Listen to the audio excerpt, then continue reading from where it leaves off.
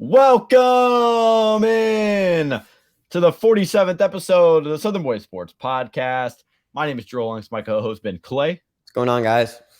Ben, it's good to have you back. I was riding solo last week. I haven't even really checked on the YouTube and all the social media and all that good stuff, but not bad at all. But good to have you back for sure. Yeah. Talk some very, very poor college football teams back in episode 46. We're back talking some pretty good college football teams. We got some college football villains that we're going to want you to take a look at here in 2023. And then we've got some news about the Pac-12 realignment. Me and Ben are going to break that down for you to kick off episode 47. But Ben, first and foremost, been 2 weeks since we've talked to you. We've gotten out of school. We're now on summer break. And I know I had a pretty good day to kick off the summer. But before we get to Ben's week, it is Memorial Day. So happy Memorial Day. Thank you to everyone who served, lost their life, or, anyone who served and anyone who's a part of a family with a serving family member. We definitely do appreciate that, and we're excited to come on here and record. Obviously, you're listening a little bit late, a day late, but we ride. Ben, how was this past week or two been for you? Yeah, exams, they're a little interesting period, Yep. I had 2 graduations I had to go to, a bunch of stuff going on there, but yep. This week, got some vacation. We went down to Gatlinburg, we backpacked into the mountains for like a day, and it was interesting. Definitely interesting. Saw a bear snap. Yeah, no, saw a bear like on the trail. Oh. Yeah, it was Did you fight it? Did you go after it? No. We were like walking up, and he was like running up the mountain. I was like, oh yeah, that's a bear. Terrifying. Are you serious? So we stopped and waited like 30 minutes, and then we started walking. Yeah, I would too. But, that was fun. And then I've got more stuff going on this week, but it's all good stuff. So yeah, excited to be out of school. Excited to finally be on some summer break. Started working at the hardware store down the street. It's been very nice to me. And what do they have you doing?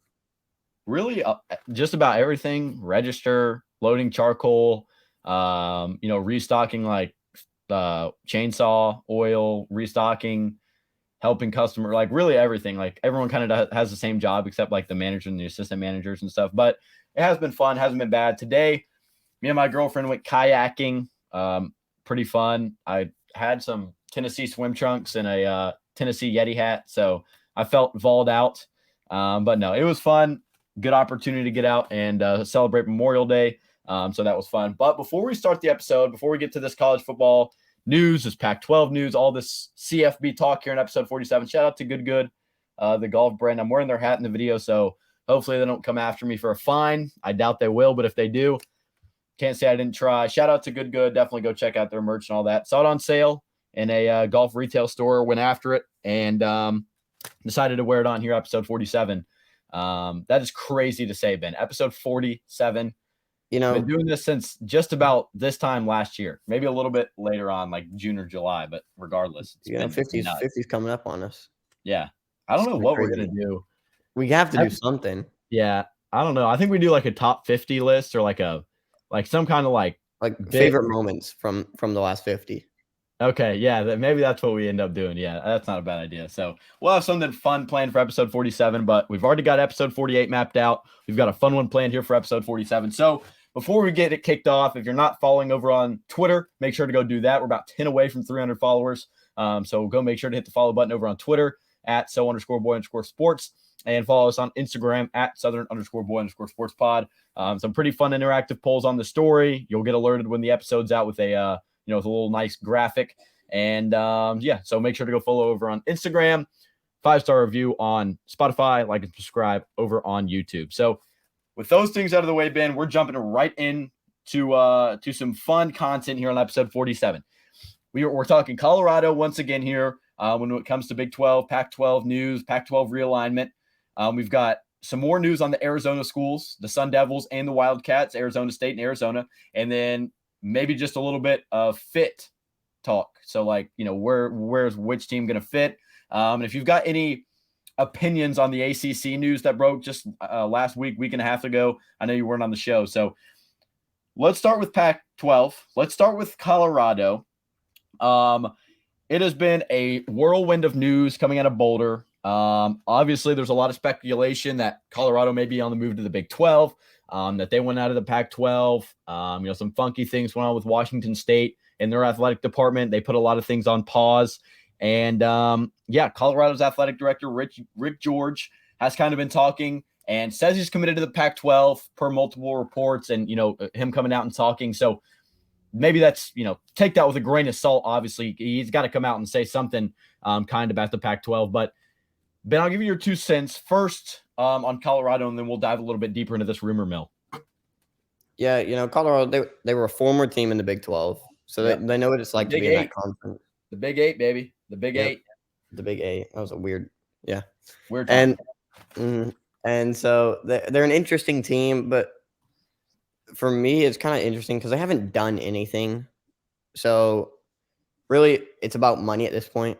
So look, Deion will bring in views. That he will bring in a lot of things that a TV deal would want, and to be able to get for Colorado to get a good TV deal, one of those bigger conferences would be better. So a Pac-12 deal or a Big 12 they have a good TV deal. It'll get Deion out more. So it's definitely something Colorado will want because it'll benefit their program better. So I think Colorado definitely is looking forward to a better TV deal than the Pac-12, who's struggling to find one right now. Yeah, definitely something we've touched on a lot is kind of just the overall hype around Colorado, just a lot of the eyes that are coming in. And another thing that we've talked about a lot is just money, right? A lot of people want money. All these athletic directors and presidents, they want what's good for the game, what a lot of fans are going to want. But at the end of the day, they got to keep their job. They got to keep things rolling within their program, and money is going to be able to do that. So I'll read you the quote from George, their commissioner, or excuse me, not their commissioner, their athletic director, Rick George. Quote, "We're members of the Pac-12. We're proud members of the Pac-12, and we've got to see where our media rights deal lands and where our conference goes." End quote. That's from buffzone.com. So yes, Ben, like you said, media rights deal is going to be a huge, huge part of what Colorado is going to want to do. Because if the Pac-12 can go out and land a blockbuster, or maybe not even blockbuster, but it's a pretty solid media rights and TV deal, they go out, they sign a pretty long-term contract worth a decent amount of money. A lot of schools are going to get a nice cut. Maybe Colorado sticks around. But like you said, Big 12 kind of solidified themselves into a pretty solid media rights deal. Their things are kind of trending in the right direction. And yes, there have been rumors of the Big 12 maybe breaking up, and a lot of people have been making jokes about, you lose Texas and OU and add a bunch of Group of 5 teams. But at the end of the day, they're more than likely in a better spot than the Pac-12 is right now. So for Colorado, like you said, you got a really hyped head coach, one of the most hyped college football teams in all of the land right now. It's all over the national news. A team that went 1-11 last year. That just shows you how hyped up this college football team is. And look, Rick George said, in a perfect world, they like to be in the Pac-12. How much you believe that, I guess I'll leave that up to you. But if you're listening, you didn't know the news already, there are kind of the face value details of what's been going on in the Pac-12 realm of things and what's going on with the Colorado Buffaloes. But yeah, the Pac-12, again, still on the hunt for a media rights deal. They're still looking, trying to find a big deal to, air their games over on TV or whatever it may be. They were rumored to be on Ion TV and the CW and just jokes all around social media about that stuff. But we'll see where they end up. Let's say Colorado goes to the Big 12 tomorrow, right, Ben? We got an emergency podcast this Wednesday or next Monday, whenever we can get to it. And Colorado's in the Pac-12 or Big 12, and we're talking about how they're going to fit in the Big 12. How would you describe their fit in the Big 12? I would say it's better at this case because if you do go to the Big 12, you're also joining with teams who are new to the conference as well. So it's a lot of adjusting, and you get to adjust with other teams around you. And with the loss of Oklahoma and Texas, I would say it's way more open. So I would say it's a very good case scenario if that does end up happening for Colorado, and it's the right time to do it. Yeah, I agree. I think going out there and competing with teams of the likes of BYU, Cincinnati, Houston, and obviously no disrespect to those programs. They're not bad. There's a reason they were invited to the Big 12. Cincinnati made a run to the college football playoff. UCF claimed themselves a national championship not too long ago. And so, at the end of the day, Colorado's going to be in a pretty good position regardless.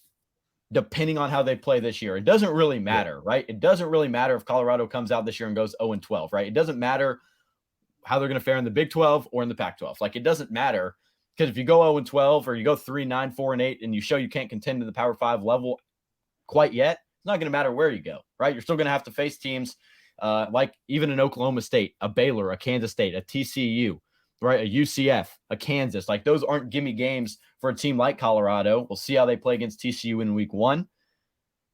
But again, fit-wise, we're just going to have to see how Colorado plays. It's hard to talk about things like this in the offseason just because Colorado could come out hot. They could come out, start 3-4, 5-0, and be the talk of the town, or start 0-2-3-4-5 and be the talk of the town. So no matter what they do, they're going to be talked about. We'll get back to Colorado in not too long. But more on this Pac-12 realignment stuff. Both Arizona schools have made kind of the same vein of statements about maybe moving away from the Pac-12, but saying that they want to stay in the Pac-12. So they're putting it out to the public. They want to stay in the Pac-12, waiting on that media rights contract. And so it's going to be weird for the Pac-12, right? It's going to be weird. Both Arizona schools and Colorado are certainly hanging on for that media rights deal. Yeah. I can tell you, if Arizona and Arizona State get an invite to the Big 12, or they're rumored to go to the Big 12, they may jump on. That would be not bad competition for those guys. Not to mention Oregon and Washington, it is known that they have already talked to Big Ten officials. They've already talked to other Big Ten schools and members and stuff like that. So maybe Oregon and Washington could be on the move to one of those quote Power 2 conferences that, maybe the college football is heading toward. But Ben, any last close-up thoughts here on this Pac-12 realignment stuff? I mean, it all really barrels down to this media deal. If the teams are happy with it, they'll stay. If they aren't, they are very open to leaving. Yeah.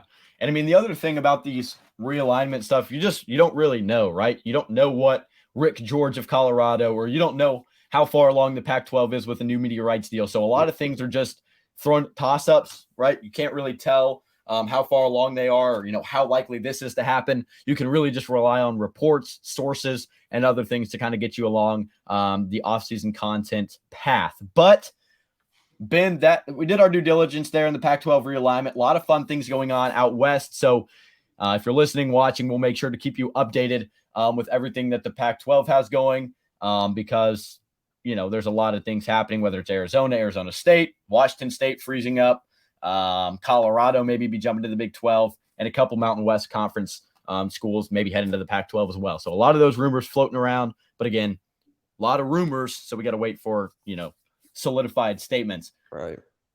Now, Ben, one of the more fun segments that I think we're going to do this offseason. I'm really excited for this segment. It's going to be segment 2 of the episode, and it's the biggest villain in the college football world here in 2023.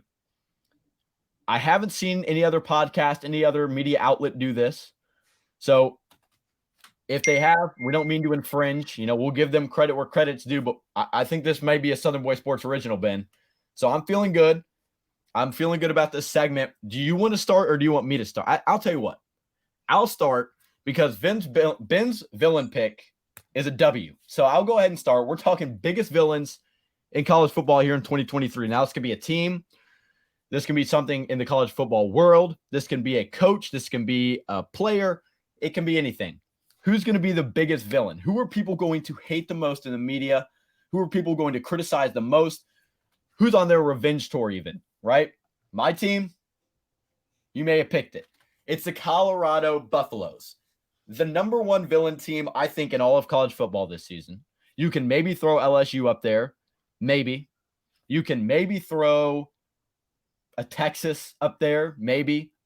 Right? Because a lot of people are doubting them. A lot of people are hating on them. But kind of put themselves in that situation. So there's that. But Colorado, right? Just coming off talking about him, I should say. They bring in Dion, who's already flexed his muscles. He flexed his muscles in the first meeting. That was made public. That floated around Twitter, Instagram, TikTok, all of the above about, I've got my luggage and it's Louis. There you go. That makes you a villain, I think, right off the bat, right? People understand that you're going to be starting your son at QB, which, man, he could be the best quarterback in all of college football. And a lot of people would be criticizing, the idea of starting your son at quarterback at the Power 5 level. That's just how it's going to be, right? Not to mention you flip the whole roster.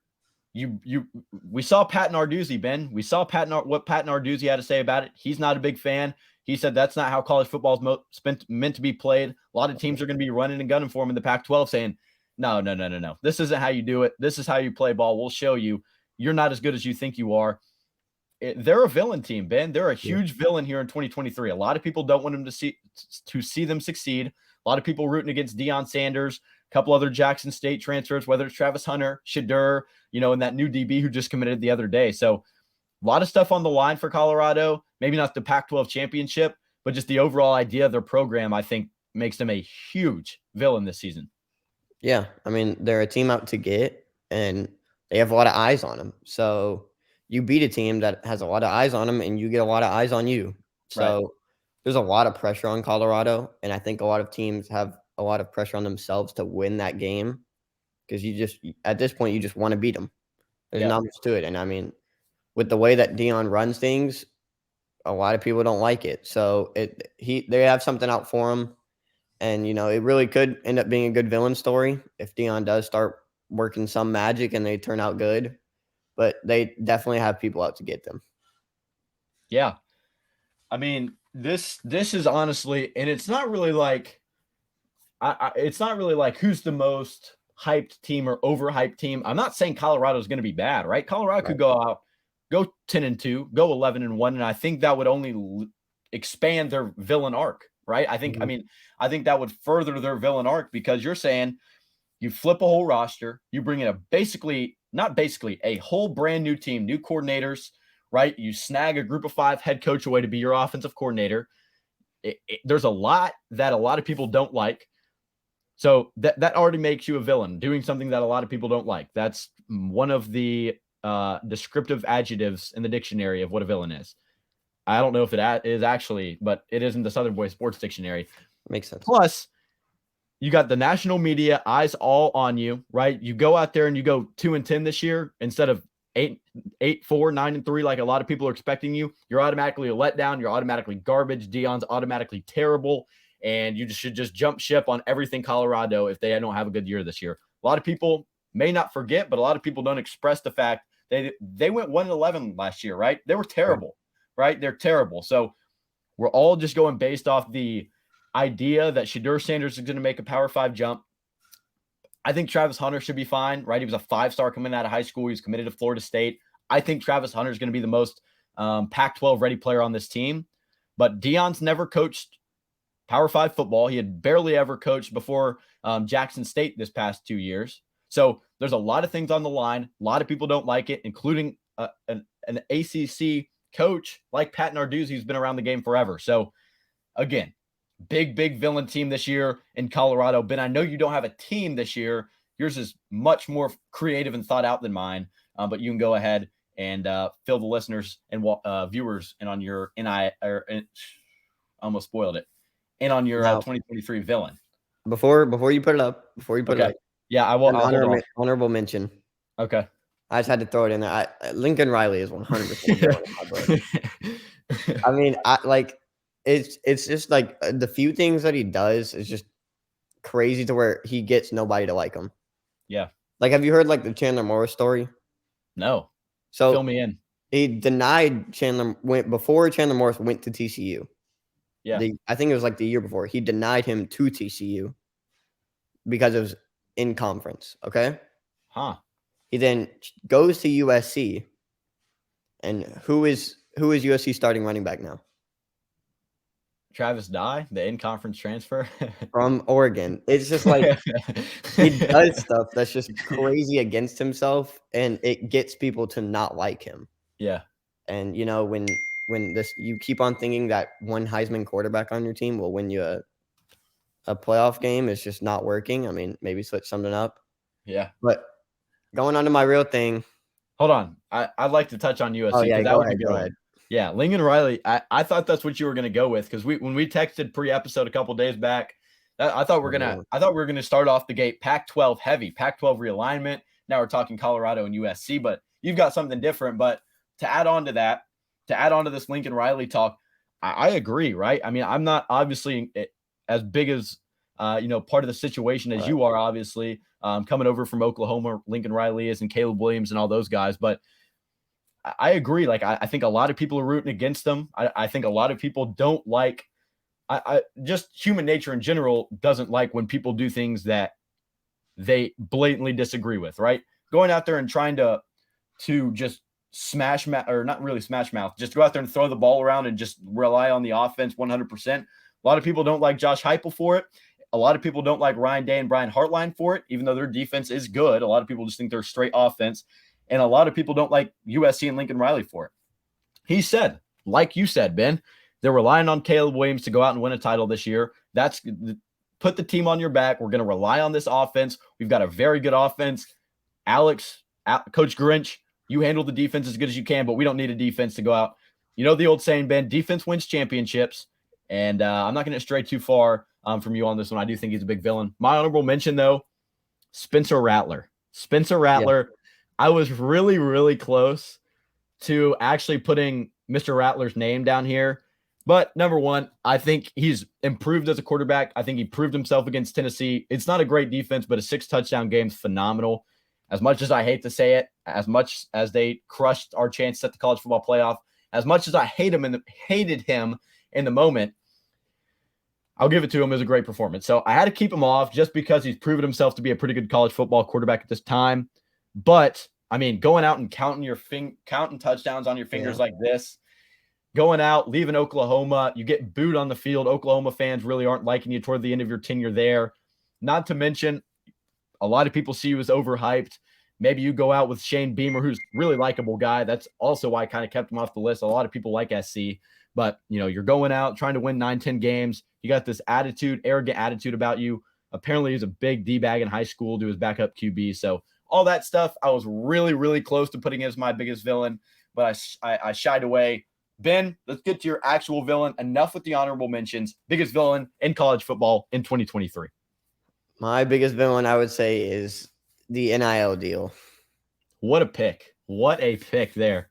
Man, it has altered the game in an unbelievable way, and I think a lot of people would agree that it is not helping the game in the way that it was meant to be.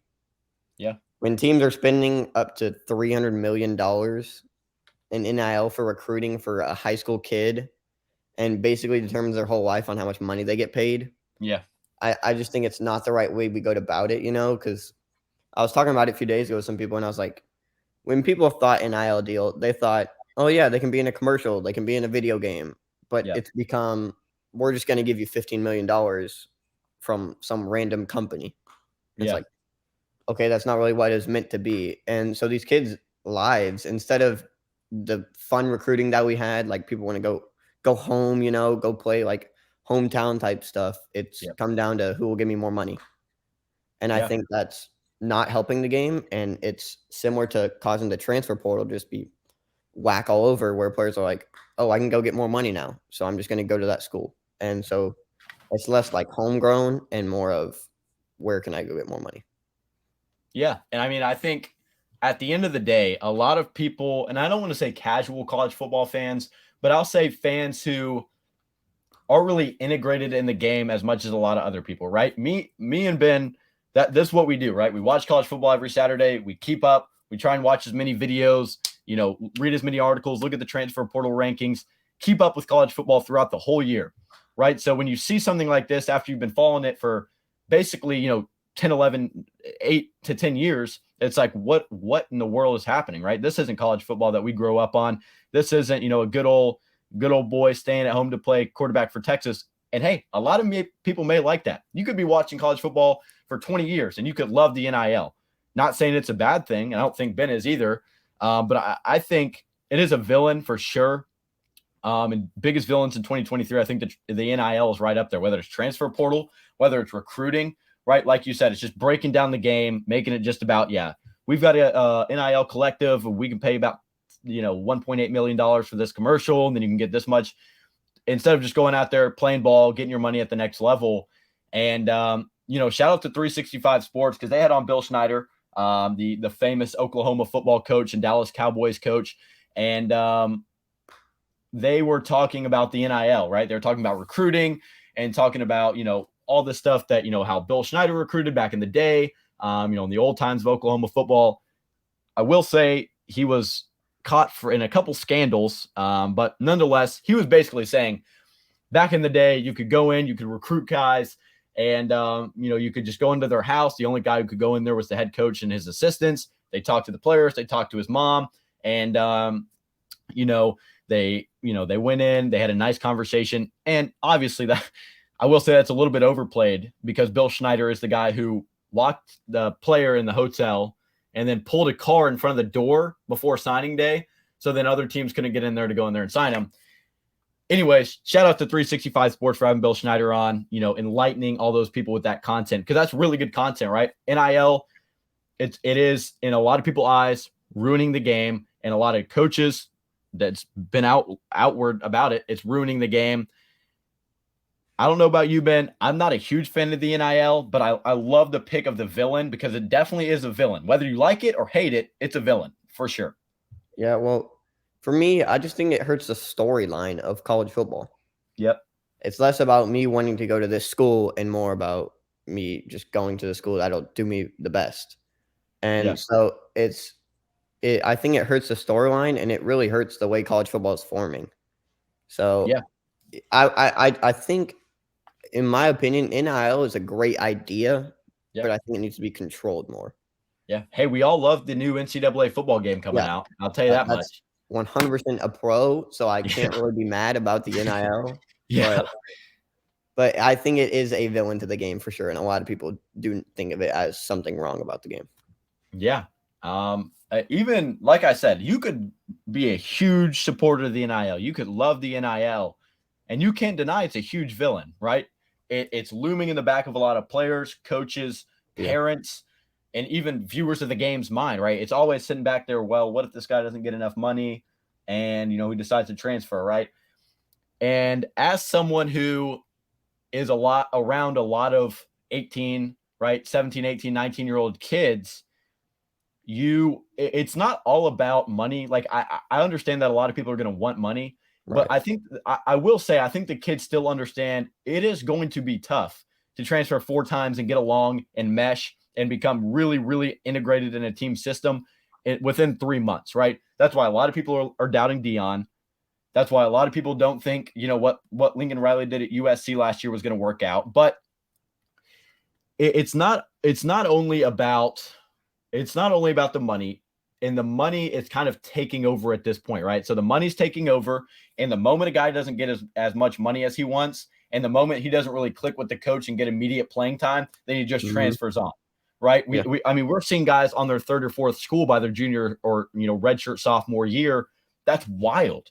That's wild. I mean, people transferring 2 times within an offseason, and it's all about the money.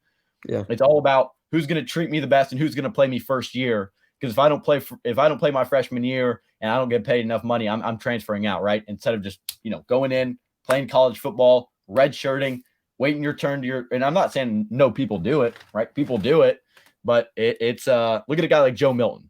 Look at a guy like Joe Milton. Yes, he transferred from Michigan, but I mean, if you landed a 5-star QB and you were a sophomore and he was an incoming freshman, I may hop in the portal too. But then goes to Tennessee, he loses the battle to Hendon Hooker. And then instead of transferring out when they land Nico, he's going to, instead of, having to battle it out with Nico, he took the job. He's saying, this is my job. See how he does. But I agree. NIL, huge, huge villain. A lot of rambling to say. I agree with you, Ben. And, it's hard to vote against that. Yeah. Yeah. Go ahead. Before, did you see that video of Joe Milton? Yes. Yes. I tweeted that out. I actually tweeted that out. I really couldn't even fathom.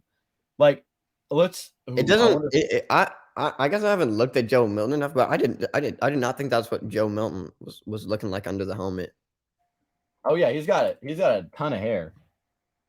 That's brutal. Yeah, he threw it like 85 yards and like a long ball competition. Yeah. It's like unbelievable. I'm talking about the throw. Have you seen the throw in the Barstool office? No. You haven't seen that clip? I bet I have, but I was thinking about the more recent one where he just like tossed it and then he did like a random backflip, and I was like, what is going on? Oh yeah, I did see that. All right, give me He was 1 just second enjoying it. and see if I can't pull up this video. Oh, And that's while you do brutal. that, I will say that's one player that has always said something about it was Tyrann Mathieu. Yeah, Because if there's a guy who always voices his opinion about the transfer portal, it's him. And he's yeah, always talking about how he had to sit behind at LSU for like 3 years, yeah, finally won the job and played great. So it's a lot of players might disagree with it too right now about all this transfer and I want to play first year and not develop at all. yep, So I think, yeah. I just had to add that Tyrann Mathieu in there. yeah. All right. Hold on. Give me 1 second. He was at the All right. Barstool office. Can you see me now? Can you Yeah, see I it? can see it. All right. Shout out to Barstool Sports. Shout out to the video and all that. I'll Well, make I sure think to link. I have seen this. Yeah. Yeah, I'll link it in the description. Let's take a look.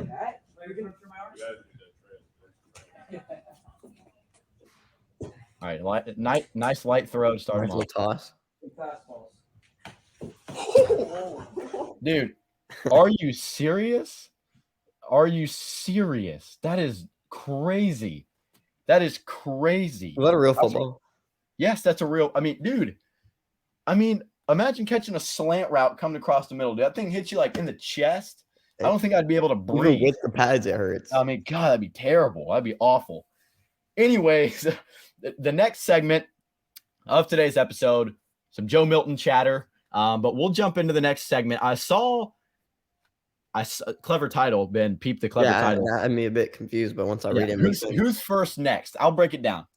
I saw a graphic from @BigGameBoomer of a list of logos of teams that have never won a college football national championship. Right? It's a decent list of teams, and me and Ben said, "Hey, let's talk about who's going to win their first college football title next." Right? So who's going to be the first champion next? We're here to break it down for you. Notable teams on this list, and again, @BigGameBoomer over on Twitter. Debatable list sometimes. Great guy, runs a podcast as well. Shout out to him for this list. You've got notable names like Oregon, Utah, South Carolina, Oregon State, Wisconsin, Texas Tech, North Carolina, Missouri, Michigan or Mississippi State, and Kansas State. Okay, Baylor, Duke, Kansas, Wake Forest, Virginia Tech, Washington State, Vandy, Kansas, a couple other teams in there as well. I retweeted it. You can go check it out on his page as well. But Ben, we're here to talk about who's going to win their first national title next. There's a lot of good teams on this list that haven't been able to get over the hump. I saw a lot of South Carolina, Oregon, and NC State in the comments section. Right? Those are the three names that I saw the most. There's a plethora of names that we could throw out here, Ben. I'll let you have the floor first, though. Yeah, I am going to go with one of those three teams. Okay. I'm going to go with Oregon. Okay. So, I mean, they're a team. Dan Lanning, last year they started off extremely rocky against Georgia, and everyone was like, oh no, hold on. Yeah. But they picked it up back at the end. Bo Nix was great. Yeah. But now they had the number 9th overall recruiting class last year. They have number 6 currently. Their recruiting is great. Yeah. So far, their team, they've been able to bring people in, and they seem to being able to build that chemistry last year. And with a lot of pieces returning, I think they could still be a great team. And I wouldn't say that they're winning it like recent. And it really kind of does depend on this Pac-12 deal. Because if Pac-12 makes a deal, but still somehow if Pac-12 makes a deal, USC and UCLA are gone. Yeah. Oregon has the window to pull in Oklahoma where they just win conference games and actually end up winning those playoff games. Yeah. So I think Oregon definitely would have a chance to do it, and they're bringing in the right players to do it. So I think in the next few years, Oregon could definitely win one. I like the pick of Oregon, right? They were probably the most obvious name on the list outside of maybe a Utah was up there as well, just because the Pac-12 is going to get weak pretty quickly, right? UCLA, USC headed to the Big Ten. Depending on how good Colorado and Arizona State develop, they can maybe be some contenders coming up here soon. I was tempted by a couple names on this list, and we'll both give a pick, and then we'll kind of break down some other names on this list to end off episode 47. A short one, I will say. Yeah. But my pick was Texas Tech. All right. My pick is Texas Tech.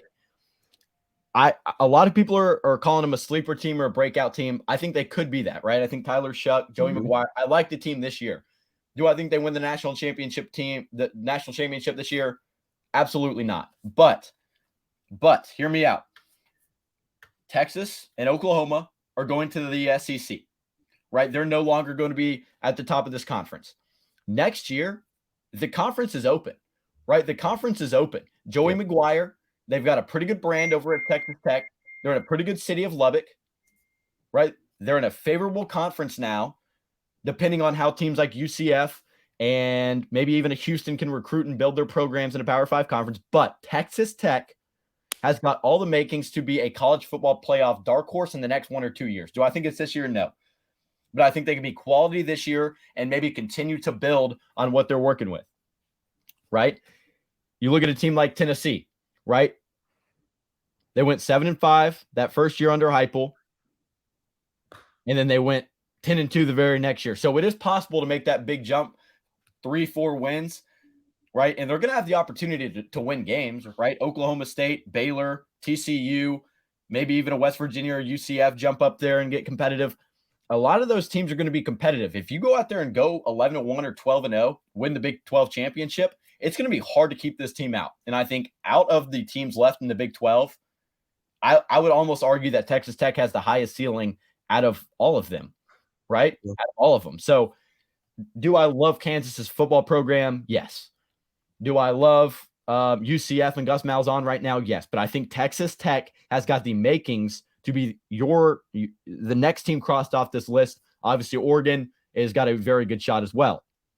Now, let's talk about another team that has not won a college football national championship yet that I think could be on the brink. Maybe not on the brink, but headed that way, Wisconsin. Really hyped coming into the season, right? First season under Luke Fickell, first season with Tanner Mordecai behind center, under center.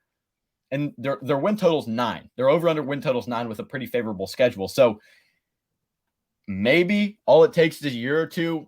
That being said, you got a very veteran team, which is why I shied away from Wisconsin. It's going to take a little bit to build, lose a good amount of seniors. Your take on the Badgers. First, your take on Texas Tech. And are they a college football playoff sleeper these next 2 or 3 years, Ben? I like the pick. In these next few years is kind of interesting because you really never know. Yeah. You really never know. And, the transfer portal is always active. Yeah. They're a team that players could definitely be looking at them. They had a high-powered offense last year. They had that 2-quarterback duo with Tyler Sugg and Donovan Smith. Yep. Smith is gone now, though, so it's Tyler Suggs' job. So it'll be interesting to see what he does. And if this team can get better and look more interesting to recruits, then for sure it can be done. And so I do like that team in a new conference, a different Big 12 conference, and I definitely like that look. And for Wisconsin, they think they found their head coach in Luke Fickell. Right. He did a good job at developing players at Cincinnati, Sauce Gardner, Kobe Bryant, all them. Yeah. And so he definitely can do that. And as long as his recruiting can stay strong and he can keep on pulling in players in the portal like a Nick Evers and things like that, then the Wisconsin could definitely do it too. And eventually they find that right year to just do it, and it works out perfectly for them. So it's definitely possible for a lot of teams on this list if they can just do something right in a year. But yeah. I like the Wisconsin and Texas Tech picks. Yeah, I mean, I think one of the biggest things that I had to keep in mind when I was writing out my list, whether it was, writing it down on my note sheet or, whatever it may have been, it's one thing to have a really good season, right? Go 10-2 or 11-1, be competitive, make a New Year's Six Bowl. Like Tennessee's season last year was really good, right? They went 11-2, made a huge jump under Heupel, jumped up in the recruiting rankings here in 2024 already because of that season. A lot of big names committed. A lot of people got eyes on the program. That they were nowhere near a national championship. They didn't even put themselves in the college football playoff, right?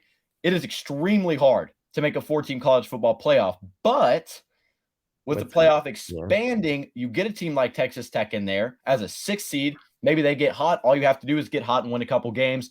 You go out, you get the opportunity to be a top 15 team in college football, and there you are with the opportunity to win a national championship. So, yes, you have to keep in mind that it is hard to win a national championship, but all you have to do is get there. We see it in the NCAA basketball tournament, right? We've seen 8 seeds win it. We saw a 4 seed win it, right? Committee doesn't always get it right. If you're able to jump in there as a 4 or 5 seed like Texas Tech may be able to do in these next 2 or 3 years, maybe that's all you need to catapult yourself onto the biggest stage. But yeah, there's a huge difference between a really good season and a national championship worthy season, right? Same thing when people talk about who's going to win the national championship. Give me 3 teams who can win the Natty this year. It's really hard to say because, yeah, Tennessee might be a good football team. Can they win the national championship? Probably not, because you're going to have to beat both Alabama and Georgia more than likely to get there. So, like I said, huge difference. But with the 12-team college football playoff coming up, it opens the door for a lot of programs. Let's talk about 2 more teams on this list here, Ben, and we'll close up shop here on the 47th episode. Mississippi State. Now, Mississippi State is a team that I like. Sorry, 3 more teams. Quick on the second one or the third one. Mississippi State is a team that I like because you're in the SEC, right? You're in the SEC. You're going to get the opportunity to play some pretty good competition. You're going to get the opportunity to kind of catapult yourself up the rankings each and every week because you get to play, an Ole Miss, an Alabama, an LSU, an Arkansas. They'll sneak in the top 25. That's a top 25 win. It's going to be really, really tough this year with a new head coach like Zach Arnett, who's really defensive minded.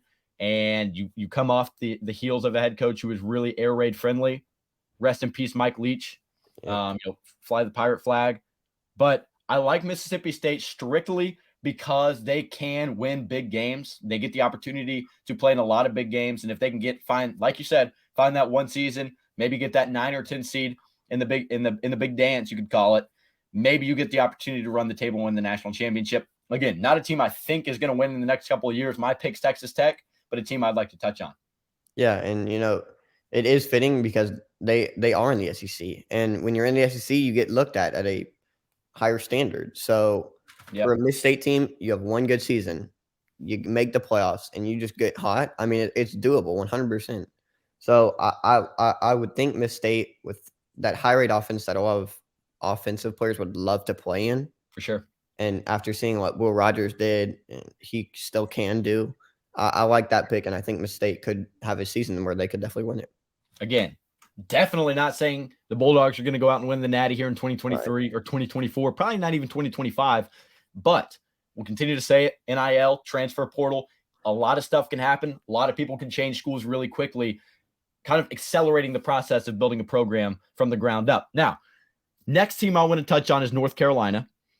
I like UNC. I love Drake May.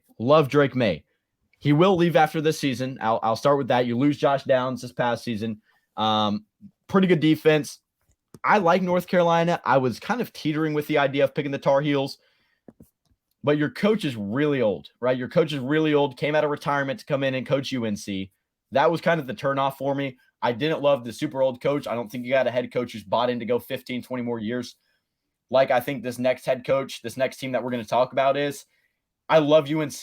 I like North Carolina to be competitive in the ACC year in and year out. I don't think that'll change when Drake May's gone. Maybe not even when Mac Brown's gone. But you can't bake on a team to win the national championship in 4 years if you don't even know if Mac Brown – that was a little aggressive. If you don't even know if Mac Brown is going to be coaching anymore, right?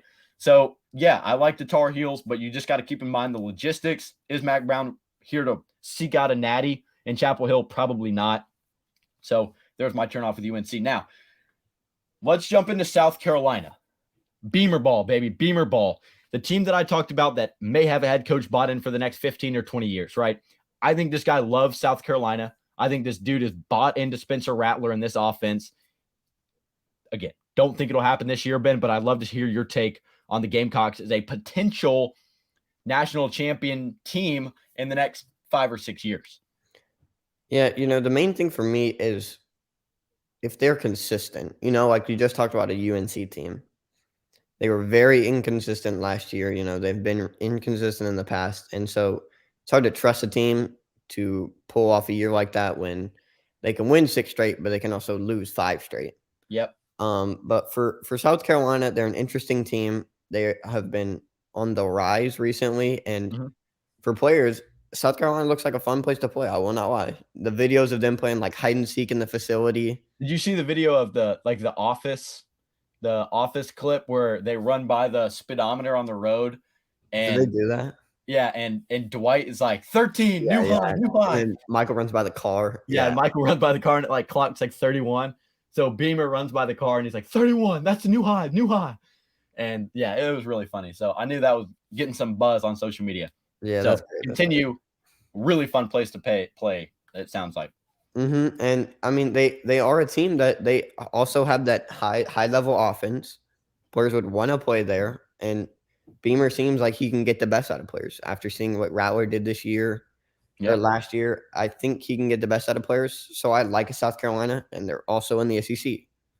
You get looked at very highly. You have that high ceiling, and a lot of people will look at you as better than a lot of teams that would be on the same level as you. So I like South Carolina to maybe make the playoffs, get hot. And so I think that is a very sensible pick. Yeah. I mean, I think I'll continue to explain really why I favored Texas Tech over a lot of these teams on the list.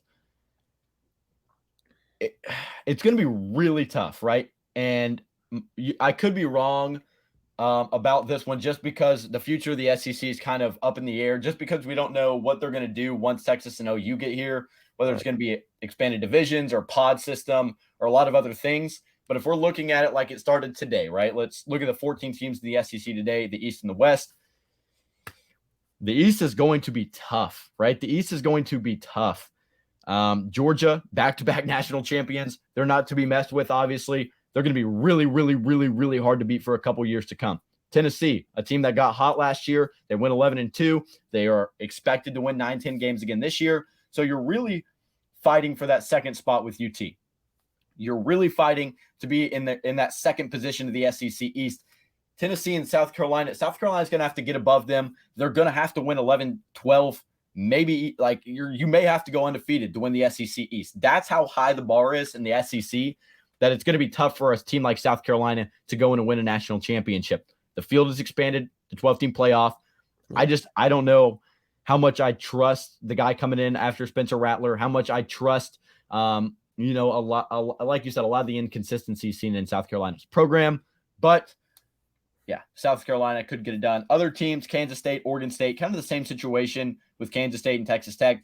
They could get hot. They could put themselves high above the rest of the Big 12. So you could see that. Kenny Dillingham at Arizona State could get hot. Same with Oregon State in the Pac-12. So a lot of fun teams to talk about on that list, Ben. But man, 48 minutes here on episode 47. We are actually cooking here on Memorial Day of 2023.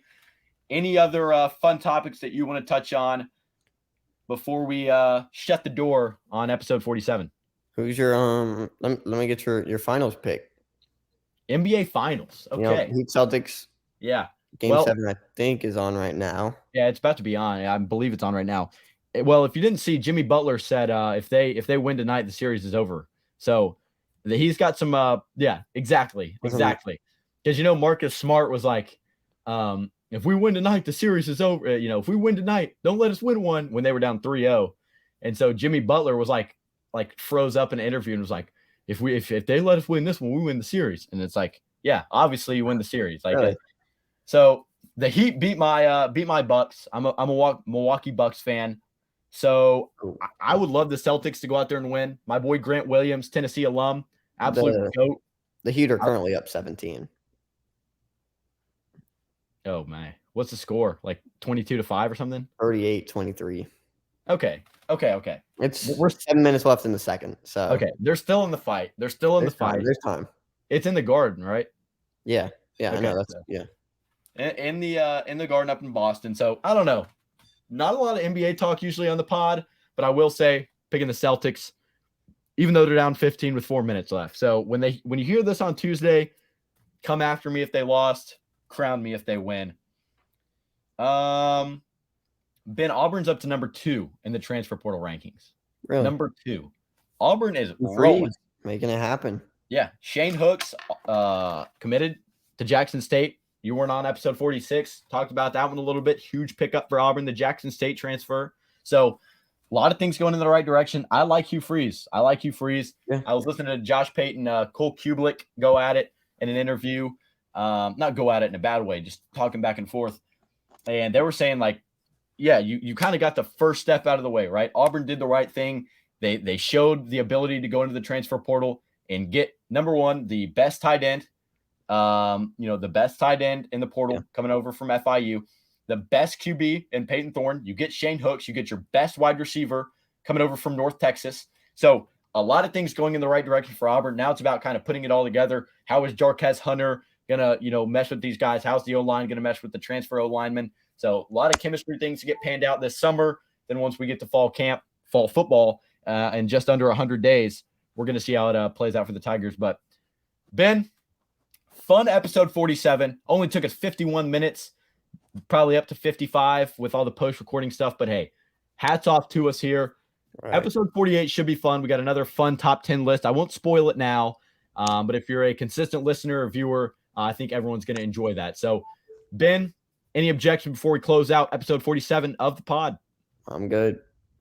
Well, thank you for listening to the 47th episode of the Southern Boys Sports Podcast. Follow our Twitter at @so_boy_sports. Follow our Instagram at southern_boy_sports pod. Code SBS15 over at universitytraditions.biz.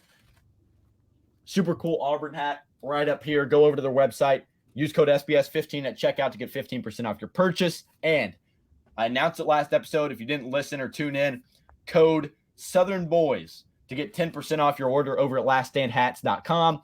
They got a lot of really fun stuff, whether it's golf polos, shirts, hats, basically everything for your family, whether it's men, women's, kids. A lot of variety over there. All officially licensed Texas stuff over there, and it's really fun. So use those two codes, SBS15 and Southern Boys 10. Follow our socials. Give us a 5-star review. Like and subscribe to our Instagram. That will do it for the 47th episode of the Southern Boys Sports Podcast. Same time, same place, next week. See you, boys.